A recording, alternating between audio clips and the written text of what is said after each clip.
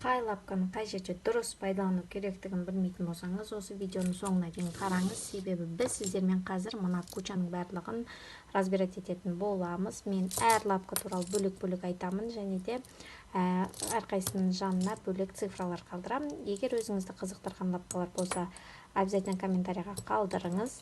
Видеоны көрместен бұрын менің каналыма тіркеліп, колокольчикті басып қойды ұмытпаңыз. Ал кеттік. Ең бірінші көрсеткім келген лапка бұл менің машинкама наборға жүрген лапка. Бұл мынау ең қарапайымы машинкада наборда келген. Байқасаңыз, даже ол менде уже ескірген, шаң басқа. Мына жерге даже отметка қойып қойған, отстрочка жүргізу үшін.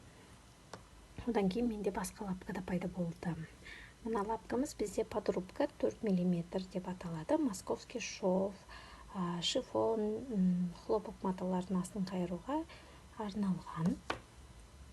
Келесі лапкамыз бізде қарапайым лапкамызға ұқсайды, бірақ бұл лапканың көмегімен сіз атлас маталарды, жұқа маталарды, сырғайтын маталарды жеңіл тігуге болатынын байқайсыз. Келесі лапка мынау менде замоктарға арналған, то есть қарапайым замоктарды тігу үшін өте ыңғайлы. Одан кейін ең керемет нәрсе, бүкіл бытовой машинкаларда автоматты және полуавтоматты түрде жүреді. Бұл түймелік, яғни петля дайындауға арналған. Мына жерде арнайы түймеңізді қоясыз. Мына жерде сіздің размеріңіз белгіленеді. Сол размер арқылы сіз өзіңіздің түймелігіңізді оңай, жеңіл жасай аласыз. Менің машинкамда ол автоматты түрде.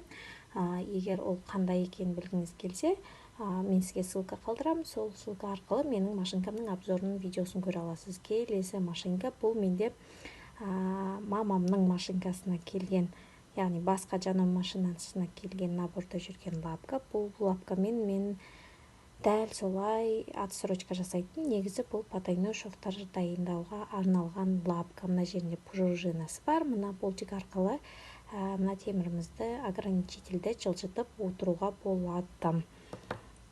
Және де мен сатып алған лапкам бұл енді менің ең жақсы көретін лапкаларымның бірі, лапка для стежки, яғни сырып тігуге арналған. Бұл лапканың көмегімен сіз жазуды да жаза аласыз, стежканы да дайындай аласыз, неше түрлі нәрсе істеуге болады. Сол үшін мен оны өте қатты жақсы көремін. Ал енді сізге көрсететінім бұл Алиэкспресстен заказ берген менің лапкаларымның түрлері. Ол жерде 11 түрлі лапка келді. Ең бірінші көрсететінім бұл тефлон. Тефлон бізге не үшін қажет? Кожа, эко-кожа, замш тігуге өте ыңғайлы. Жұмысыңызды жеңілдетеді. Мынау бізде сатин арналған. Мен бұны еще синтепон тігуге жақсы деп айтсам болады. Астында екі темір бар. Синтепонның бетімен оңай және тез жылжиды.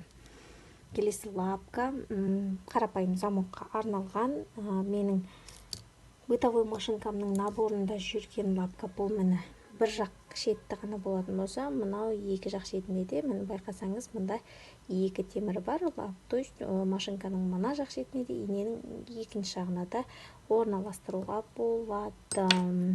Мынау бізде обметкаға арналған лапка.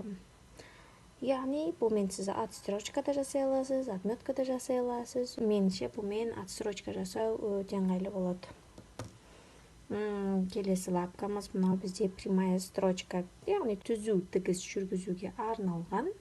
Ал мына лапканың көмегімен сіздің тігісіңіз түзу болады.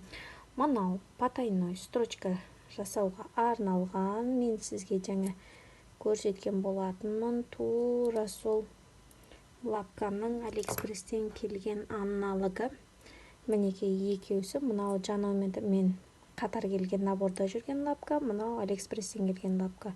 Оның екеусінде ешқандай особа айырмашылық жоқ. Сапасы жағынан да екеусі бірдей. Мынаны темір кішкене нашарлау демесеңіз. Мына лапка бізде пэтчворкқа арналған. Пэтчворк деген не екенін білсеңіз, ол құрақ. Обычно құрақ бірақ біз тігетін құрақтарға ұқсамайды. Обычно сатин матасынан, хлопоктардан тігеді. Сол құрақтарға арналған, бірақ әлі пайдасын байқаған жоқпын. да мынау потайной замок. Менде потайной замкпен істеуге да проблема болатын. Мына жерде мен лапканы алғаннан кейін өте жеңілдеді жұмысым. Егер мүмкіндік болса, алып алуға кеңес беремін. Подробка. Мынау менде Алиэкспресстен келген түрі. Мынау машинкама бірге наборда жүрген лапка. По-моему, екеуі бірдей. Мынау 2 мм-ге ғана үлкен, темірлері де бірдей, барлығы бірдей. Түйме, білесіздер, мен түйме қадағанды өте жақсы көрмейтін адаммын, так что мен үшін бұл находка. Енді бізде ең соңғы лапкамыз бұл роликовый лапка, яғни бұның табанында осындай роликі бар. Білесіздер, машинка матаны тек қана астыңғы жағынан ғана жылжытып отырады. Осы лапканың көмегімен сіздер матанды екі жақ шетінен жылжытып, строчкаңыз равномерный болып шығады. Енді біз осылардың ішіндегі тігіншіге қажетті топ 5 лапканы анықтайтын боламыз. Сонымен тігіншіге қажетті топ 5, яғни сіз любой изделие тігетін болсаңыз, әрқай бұйымыңызда обязательно сізде түймелік болады, кнопка болады, либо замок болуы мүмкін, но основасында бізде түймелік болады. Потайной замок тіккенге арналған, отстрочка жасауға арналған, түймемізді қадауға арналған, особенно рубашкаларда өте удобно. Және де стежкаға арналған. Қазір білесіздер, стежка өте көп тарап кетті. Сол үшін сіздерге осының барлығын қалай настройка жасау керек екенін, қалай пайдалану керектігін көрсететін боламын. Ең бірінші біз осы түймелігімізден бастаймыз.